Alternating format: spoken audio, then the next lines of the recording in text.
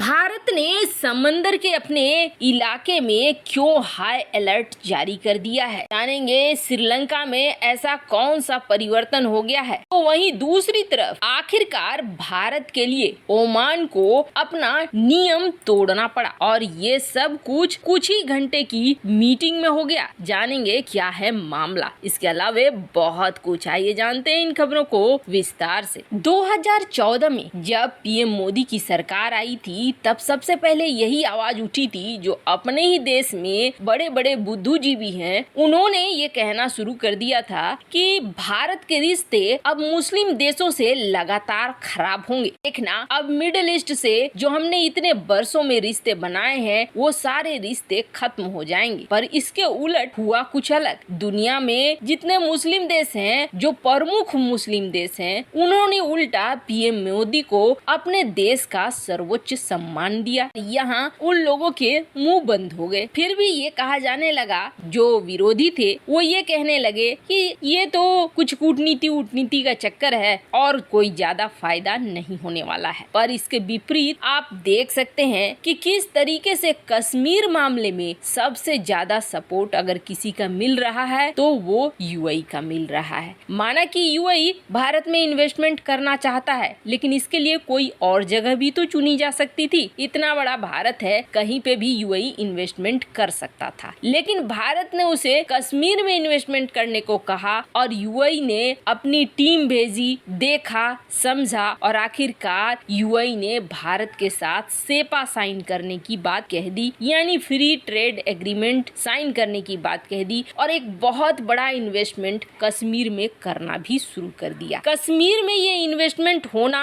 मतलब आप समझिए कि पाकिस्तान का जो सबसे बड़ा सपना और मंसूबा था उस पर कितना बड़ा पानी का बाल्टी फेंका है यूएई ने, वो बिल्कुल साफ दिख रहा है। क्योंकि ज्यादातर मंचों में पाकिस्तान यही कोशिश कर रहा था कि कश्मीर मुद्दे को उठाएं, लेकिन अब यूएई जैसे देश, सऊदी अरब जैसे देश इस मुद्दे पर भारत के साथ आ रहे हैं, तो जाहिर सी बात है, दिख रहा है कि पाकिस्तान आइसोलेट हो रहा है, अकेला पड़ रहा है। मुस्लिम देशों में भी अब पाकिस्तान लगातार अकेला पड़ रहा है। मुस्लिम देशों को ये चीज साफ दिख रही है कि पाकिस्तान अब एक डूबता हुआ जहाज है। पाकिस्तान की अर्थव्यवस्था पूरी तरीके से खत्म हो गई है। आपको बता दें, जो नए पीएम शहबाज शरीफ सऊदी अरब पहुंचे थे, उन्होंने $8 बिलियन का कर्जा फिर से ले लिया। ये चीज तो एक साफ बन चुकी है कि अब पाकिस्तान किसी के पास जाता है तो अपना कटोरा लेकर जाता है और कटोरा सामने रख देता है। इसलिए भी अब दुनिया के देश ये समझने लगे हैं कि ये अब किसी काम का रह नहीं गया है। साधारण उदाहरण देखिए आप, कोई मुस्लिम बिरादर वाली बात नहीं हो रही है, क्योंकि सऊदी अरब से जब $8 बिलियन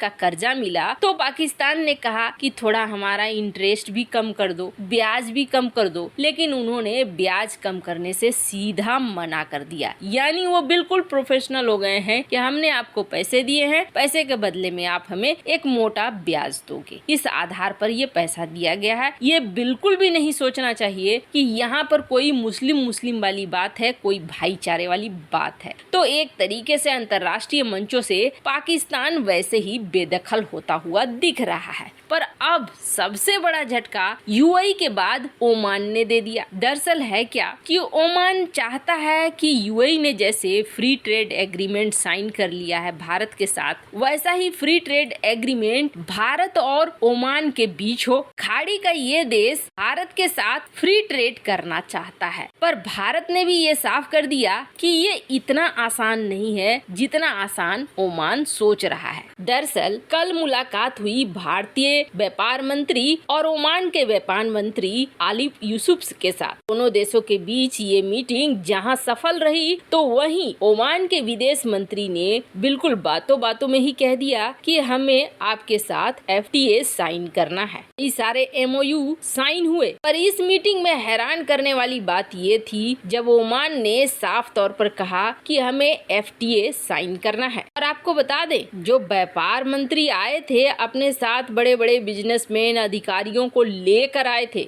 यानी ओमान बिल्कुल तैयारी में आया था कि आज के आज हम इसको फाइनल ही कर लेंगे। पर यहाँ पर भारत ने एक खेल खेल दिया और ये खेल बेहद जरूरी था, क्योंकि आप देखेंगे ओमान भारत से करीब होते हुए भी भारत भारत को कई क्षेत्रों में मदद नहीं दे रहा था। अब भारत ने कहा कि इस तरीके से फ्री ट्रेड एग्रीमेंट तो साइन नहीं होगा, आपको भी हमारे लिए कुछ न कुछ करना होगा। अब भारत ने ओमान के सामने 2 पॉइंट्स रखे हैं। एक पॉइंट कि व्यापार में भारत के रुपए को शामिल किया जाए, और दूसरा पॉइंट दरअसल अब तक ओमान भारत की दवाइयों को और भारत की दवाइयों की कंपनियों को बहुत कम अप्रूवल देता था। अगर समंदर के रास्ते को देखेंगे तो ओमान और भारत के बीच दूरी बहुत कम है, और ये इतने करीब होने के बावजूद हम दुनिया भर में दवाइयों को सप्लाई करते हैं, पर ओमान नहीं लेता है। जितना खरीदता है ओमान, उसमें मात्र भारतीय कंपनियों के शेयर 3% है, पर अब भारत ने इसे बढ़ाने के लिए कहा है। और सच मानिए 1 घंटे के अंदर ये फैसला लिया ओमान ने कि ठीक है, अमेरिका, ब्रिटेन, फ्रांस में जो भारत की दवाइयां और भारत की कंपनियों को अप्रूवल मिला हुआ है, वो कंपनियां हमारे देश में आराम से व्यापार कर सके। अब बच गया दूसरा पॉइंट, वो भी जल्द ही पूरा हो जाएगा। वैसे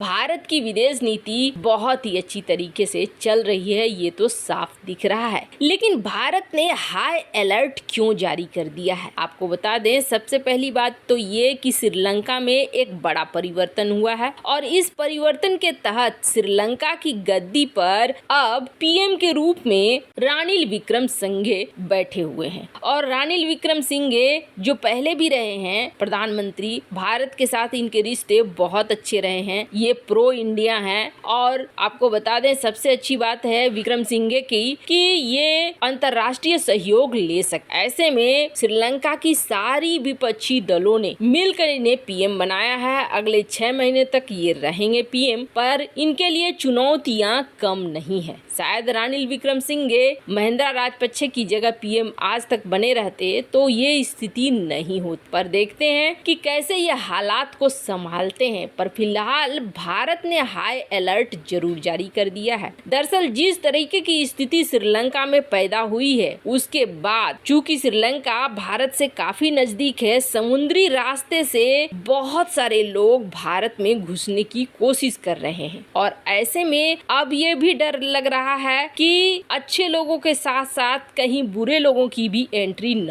हो जाए। हमारा पड़ोसी है श्रीलंका, और हाँ, एक अजीब सी स्थिति बनी हुई है, पर बहुत सारी समस्याएं हो जाएंगी अगर रिफ्यूजी के रूप में कई और संगठन के लोग घुस आते हैं। तो ऐसे में भारत ने बिल्कुल इस समुद्री इलाके में तमिलनाडु से जो क्षेत्र लगा हुआ है, साथ ही जो हमारे कोस्ट गार्ड हैं, उन सब की पेट्रोलिंग काफी तेज कर दी है, और यहाँ पर हाई अलर्ट जारी कर दिया है। सर्विलांस सिस्टम को, पेट्रोलिंग को, इन सब चीजों को लगा दिया गया है ताकि अपने तटों को सुरक्षा दिया जा सके। ऐसे आपको क्या लगता है, ओमान के साथ भारत को फ्री ट्रेड एग्रीमेंट साइन करना चाहिए या नहीं? कमेंट कर अपनी राय जरूर बताएं। जल्द मिलते हैं अगले वीडियो में नई खबर के साथ।